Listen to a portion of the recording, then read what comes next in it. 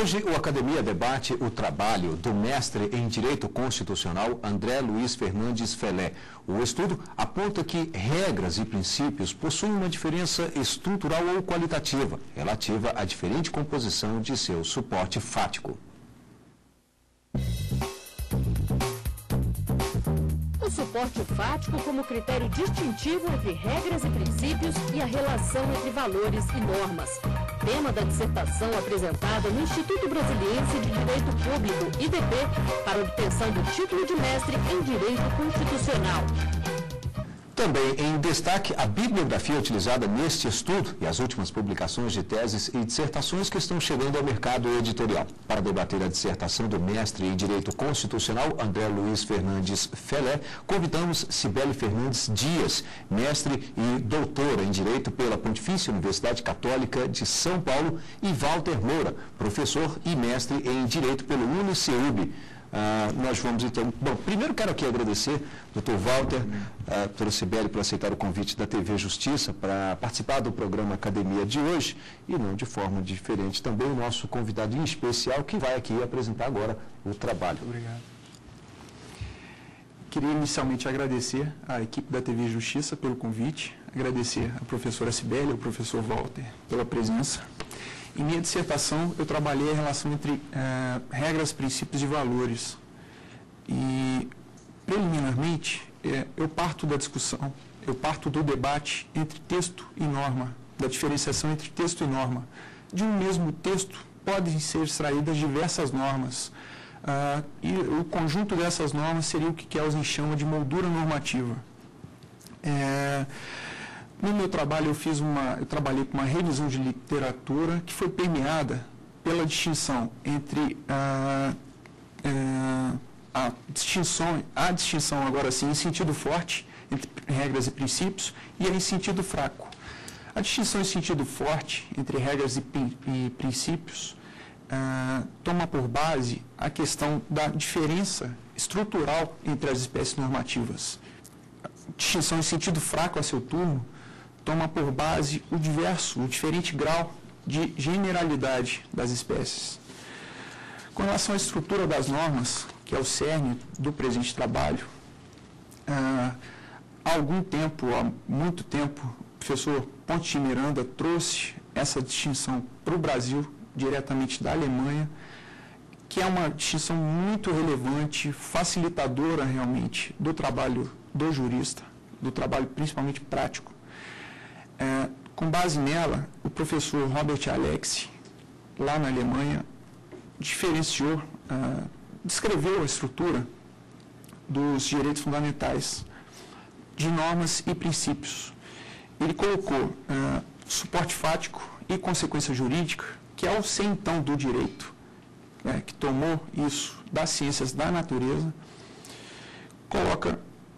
trabalha em estrutura um pouco diferenciada na questão dos direitos fundamentais. O professor Virgílio Afonso da Silva fala, por exemplo, traz como exemplo o direito à liberdade de crença.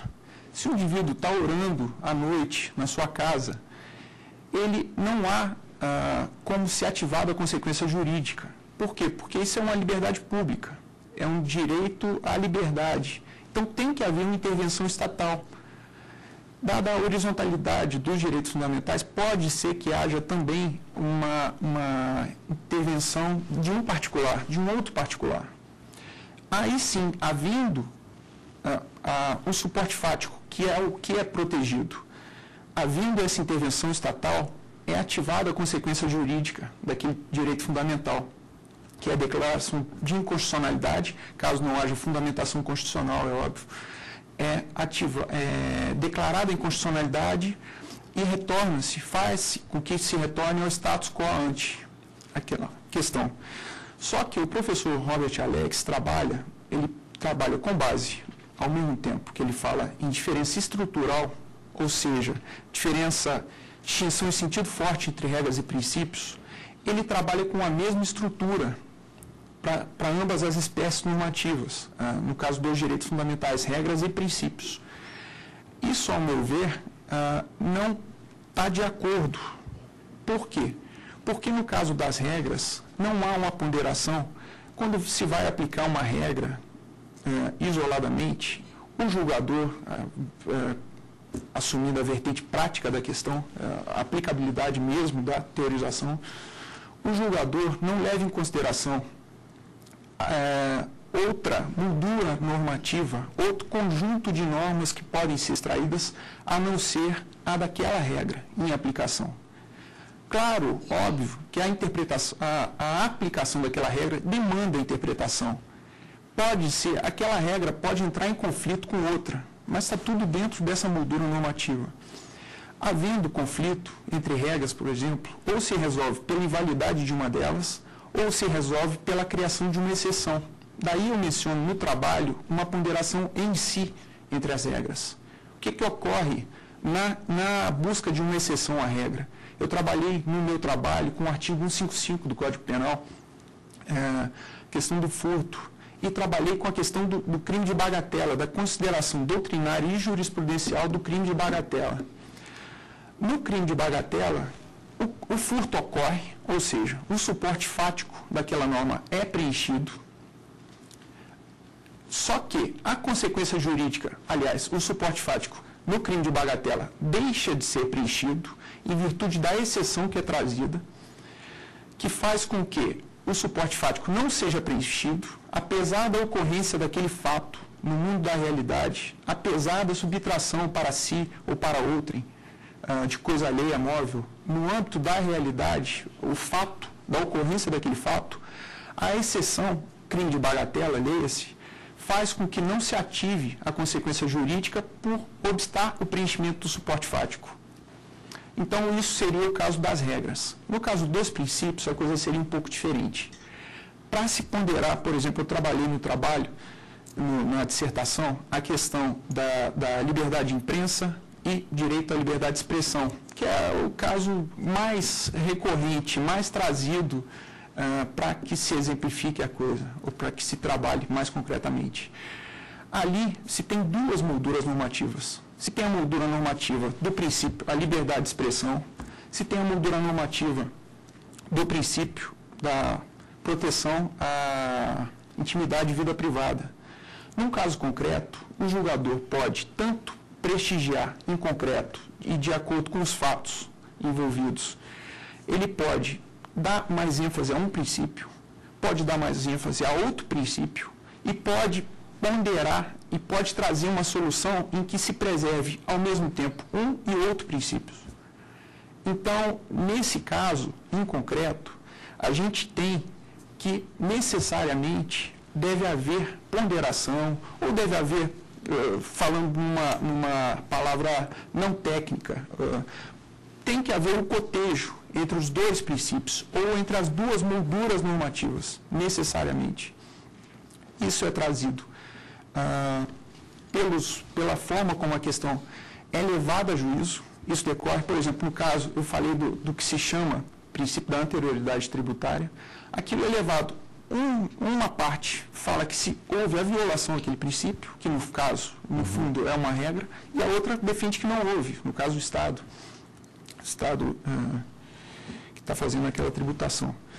Então, com base nessa diferenciação de estrutura, que eu concordo nesse sentido com o professor Robert Alex, eu traço uma diferenciação na questão, na descrição dessa estrutura, o que eu não observo no trabalho dele. Ele trata indistintamente como suporte fático dos direitos fundamentais, âmbito de proteção, mas intervenção estatal ou particular não fundamentada constitucionalmente, e isso é um aporte do professor Virgílio Afonso da Silva, mas isso eu deixo para o caso dos princípios, porque deve haver um cotejo necessário entre os dois princípios colidentes. A ausência de fundamentação leva à violação daquele caso, por exemplo, do direito de crença. Havendo fundamentação, é uma mera restrição, que também é tolerada pela Constituição. Então, eu acho isso importante. Agora, no caso das regras, a ponderação em si é para que seja trazida a exceção, ou para que seja buscada a exceção, de forma que o suporte fático não seja preenchido e não seja ativada a consequência jurídica. Com relação à diferença entre princípios e valores, eu abordo principalmente a questão com base na obra do Rudolf Mendes, professor alemão,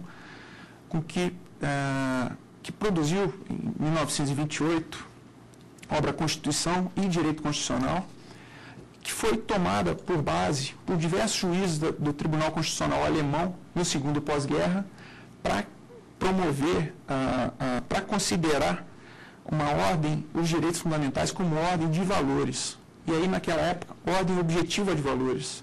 Eu caminho pela teorização dele para trabalhar, para falar que aquela ordem objetiva, ou dita ordem objetiva de valores, não era tão objetiva e não é tão objetiva. Nem no mundo ocidental essa ordem de valores é objetiva.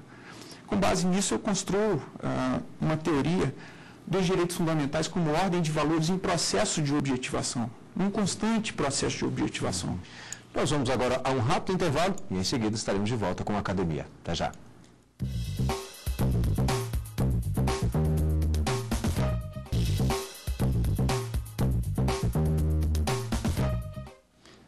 Hoje, o Academia debate a dissertação O Suporte Fático como Critério Distintivo entre Regras e Princípios e a Relação entre Valores e Normas. Estudo do mestre em Direito Constitucional pelo Instituto Brasiliense de Direito Público, André Luiz Fernandes Felé. Vamos conferir as mais recentes publicações do mercado editorial da Academia Jurídica antes de entrarmos na fase de debates.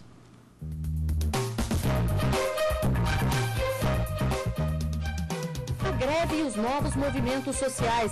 Dissertação de Fernanda Barreto Lira, editora LTR. Resolução dos contratos e teoria do adimplemento substancial. Dissertação de Eduardo Luiz Bussata, editora Saraiva. Hermenêutica contratual.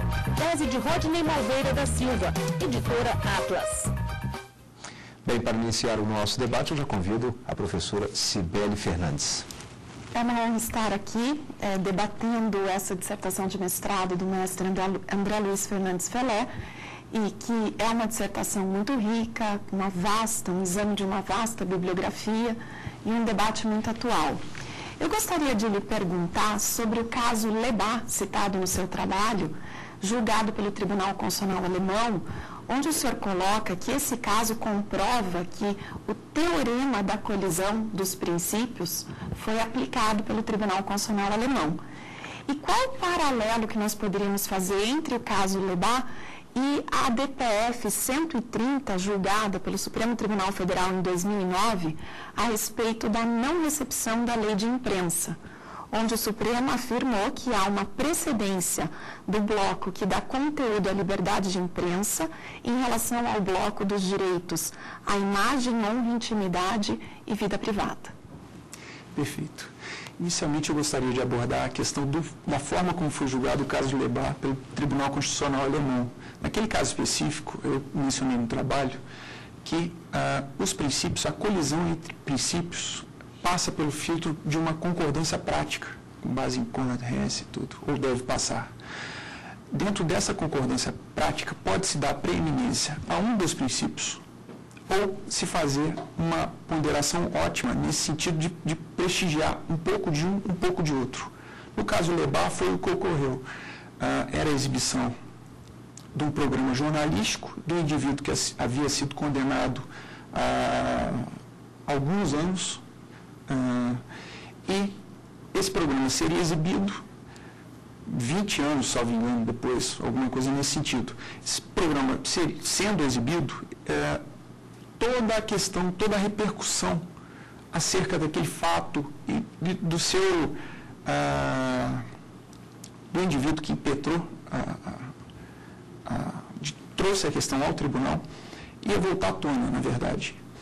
Então, resolveu-se, podia-se obstar a exibição do programa, poderia-se, prestigiando aí o direito à intimidade ou vida privada, poderia-se exibir o programa tal qual havia sido montado, com imagens do indivíduo, daquele indivíduo que havia sido condenado, com o nome daquele indivíduo. O Tribunal Constitucional fixou e firmou a decisão no sentido de que, olha, poderia ser exibido o programa sim, desde que não aparecessem imagens do indivíduo, nem que aparecesse menção ao seu nome. Então, houve uma concordância nesse sentido, no meio termo. Preservou-se um pouco de um direito fundamental e um pouco de outro. Nesse caso, A aplicação dos princípios tem essa particularidade. Você pode sempre e necessariamente dar essas três ênfases a um princípio, a um dos dois princípios. Por exemplo, o princípio da intimidade da vida privada. Você pode pegar um pouco de cada um nesse sentido e pode também prestigiar o princípio da liberdade de imprensa. Aqui se divulgou a lei de imprensa sob o argumento de que os direitos à intimidade e vida privada preponderavam em concreto. Mas isso tudo depende da argumentação, depende dos fatos envolvidos e depende também, em grande parte, da posição dos julgadores. Professor Walter Moura. Eu também agradeço o convite, parabenizo o mestre André pelo seu trabalho, que faço minhas as palavras da professora Cibele. A revisão bibliográfica realmente ela foi no ponto, ela se propôs a fazer um levantamento dos conceitos envolvidos, o fez e apresentou realmente uma nova estrutura dogmática para o tema. Ao ponto talvez de superar, no que o próprio André falou, superar o nível do mestrado e até entrar no campo de criação de um direito. Seria realmente um trabalho com qualidade de doutorado. Minha pergunta, o tema aparentemente ele pode se demonstrar muito teórico, mas ele está traçando uma importância, eu tenho que destacar isso aqui rapidamente, que ele traça uma estrutura dogmática bastante funcional para que o hermeneuta, para que o aplicador ou operador do direito tenha condições ou ferramenta teórica para distinguir a aplicação de uma regra ou de um princípio e compreender o tal do axioma, do valor que está envolvido na nossa ciência do direito. É a tentativa de compreender algo que talvez seja incompreensível, está até no trabalho esse dilema por vários autores. A minha pergunta, então, foi aceito até na parte final de que há na composição de princípio o axioma, e que o axioma é invariável, por isso que estaria sempre em evolução a compreensão de princípio. Eu gostaria só de colocar, porque a doutrina que ela vem de doutrina da Segunda Guerra Mundial, ela vem de doutrina da atualidade, e a gente está trabalhando aqui para um conceito que está fechado para o futuro. Esse seu conceito, você falou que ele permite modificações futuras, históricas futuras. Essa estrutura permite impactos históricos. Explique, eu pediria para você explicar rapidamente o que o historicismo lá de Miguel Halley, como que é a influência dele para o aplicador da norma. Por que às vezes o Supremo nosso pode hoje, nessa década, decidir de um jeito e na década passada ou na futura pode decidir de outro? É muito importante. Olha, a gente está imerso na história, na verdade. A gente está imerso na história. A gente vive o nosso momento histórico. Os ministros do Supremo são intérpretes até um certo ponto, e de acordo, por exemplo, o próprio Robert Alex, são intérpretes do povo, em alguma medida. Não são representantes do povo, são representantes argumentativos do povo. As decisões têm que ter aceitabilidade. E aí, dependendo do grau de falta de aceitabilidade ou de não aceitabilidade, o desenho institucional poderia eventualmente mudar de acordo com as lições da história. Nesse contexto que eu acho e que a gente pode perceber facilmente, pode constatar, que a evolução da interpretação dos direitos, na criação, na implementação de novos direitos, varia ao longo dos tempos, tem caminhado no sentido da humanização do direito. Eu trabalhei nas ordens internacionais, alguma coisa nesse sentido também. Você nota essa questão da humanização do direito, inclusive internacional. Isso tem repercussões drásticas nas ordens internas, e deve ter. É bom que se tenha, pelo menos. A gente observa, por exemplo, na questão internacional, o caso da iraniana Sakineh Mohammad Ashtiani, salvo engano, que eu mencionei no trabalho, como um caso desses de evolução, de estar-se imerso na história, estar-se imerso nessa onda de humanização do direito como um todo. Ela foi condenada à morte por apedrejamento no Irã, por ter matado o marido, supostamente ter. A repercussão, essa pena de morte é admitida desde 1979 naquele regime, a repercussão foi tamanha no contexto mundial que essa execução, mais uma dentre 600 e tantas, milhares ocorridas, eu não me lembro especificamente aqui, foi impedida. Até hoje, a situação dessa iraniana é incerta. A última notícia que eu tive foi que o último advogado dos 3 constituídos por ela, foi condenado a 11 anos de prisão por ter gerado todo esse clamor público. Não sei com base em que também. Então, a gente vive imerso na história. Não dá para ser diferente e os julgamentos são de acordo com o seu tempo. Seria, no caso, as audiências públicas no Supremo Tribunal Federal, então, talvez uma tentativa de não apreciar mais um lado e outro, e sim de talvez dar esse equilíbrio? Eu acredito. Do seu ponto de vista? Sim. Nessa questão da ponderação, que foi propiciada pela normatividade conferida aos princípios, pela assunção da normatividade dos princípios, trouxe esse dilema para o julgador. Ele tem várias possibilidades lidando com a coisa. Então, é bom que ele conheça o máximo possível sobre o que ele está julgando. Com maior informação, e esse papel, com base na teorização do professor Peter Heberle, foi trazida para o Brasil, essa questão das audiências públicas, por exemplo, incorporado no nosso ordenamento. Isso é riquíssimo. Isso propicia ao julgador, propicia ao nosso ministro, que está julgando um caso concreto, uma visão muito mais ampla do que ele teria com simples leituras, ou muito menos subjetiva. Professora Cibele. Tem mais uma questão a fazer ao mestre André Luiz a respeito do protagonismo judicial na interpretação dos princípios. O senhor citou um autor espanhol, Pietro Sanches, e um pensamento muito interessante, onde ele coloca que não será exagerado dizer que os princípios convertem os juízes em senhores do direito e que o Hércules de Dworkin, não é por acaso que o Hércules de Dworkin é um juiz e não um legislador. Eu gostaria de ouvir a sua opinião sobre o protagonismo judicial e a interpretação dos princípios. Sim.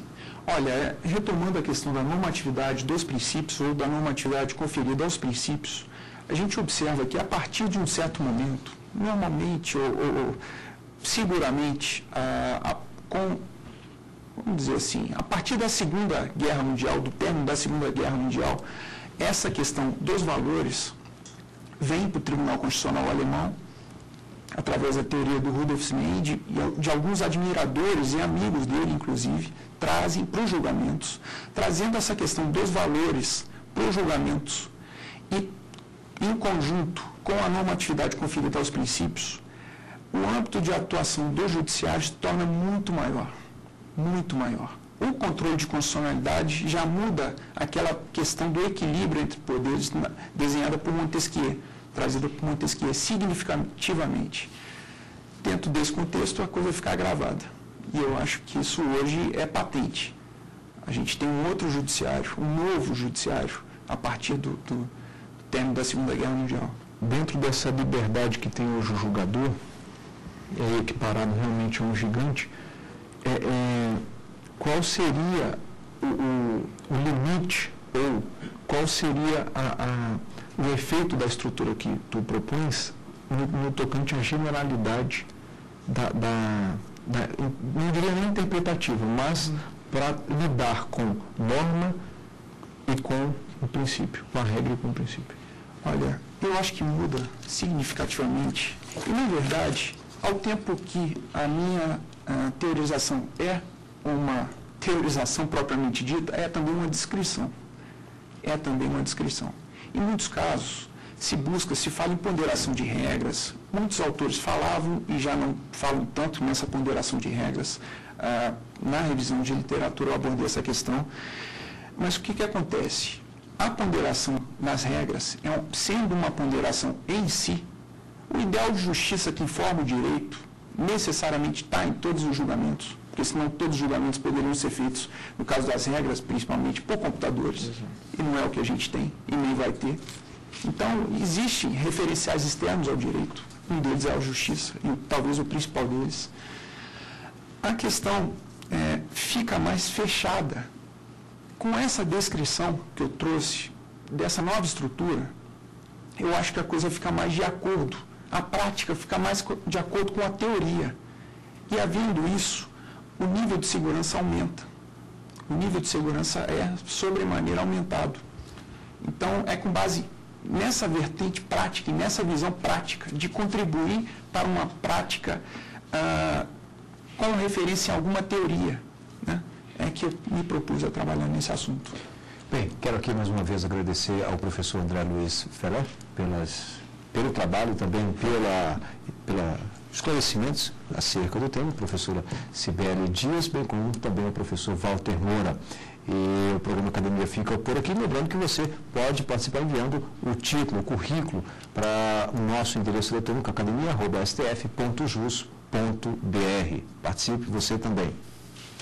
Obrigado e até o próximo programa.